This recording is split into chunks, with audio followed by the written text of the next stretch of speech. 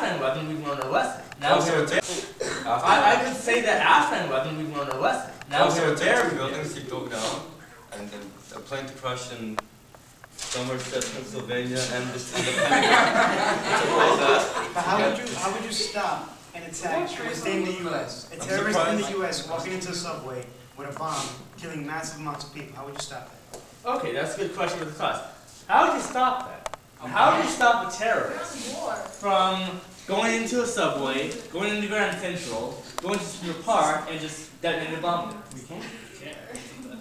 That's the strategy. No. So we just have to get lucky, essentially. You gotta get a psychics. We're just hoping that won't happen. But if there's a big chance it might.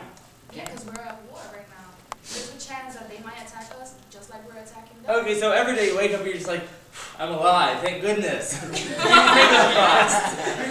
my neighborhood? There's no terrorists out there. In my neighborhood, yeah. The Not even terrorists, that is my neighborhood. If you look for, let's say, a park and a subway, more people go in the subway and it's more closed and more for impact. Whereas a park, it's up and open and all that. He's going to go for a subway, not a park. And so he's going to go for Grand Central, not Washington Square Park. Not Central Either Park. way, he's still He's not gonna with the bomb. Still a concept. Okay, I have a question, serious question. Yeah. Do you think, you're like, alright, how can we stop it? You think we'll be able to stop it in a better way than we are right now? Or if we had more security check, if we had more whatever, Well, the detectors? problem is, I mean, you make a valid point. There is no such thing as enough security. Because as they discover in numerous airports, I mean, France, Germany, there's always a way to get around it. Exactly.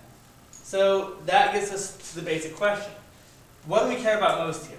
The lone individual who's crafty enough and ideologically motivated enough to get around it, or do we care about the source of the ideology? You know, these madrasas, the countries, the training grounds where they are trained to become terrorists. Do we want to go after them to at least we minimize the number of terrorists? It's like in boxing, when you take a big swing, you're going to take a couple of jabs, but if you get the big hit, then it's out. Exactly. But in the process, you're going to take hits. So why not just take the big hit and just go after them all at once? Because why don't you make One one person that's individual even more angrier and even more motivated? Why don't we think like a hijacker for a second?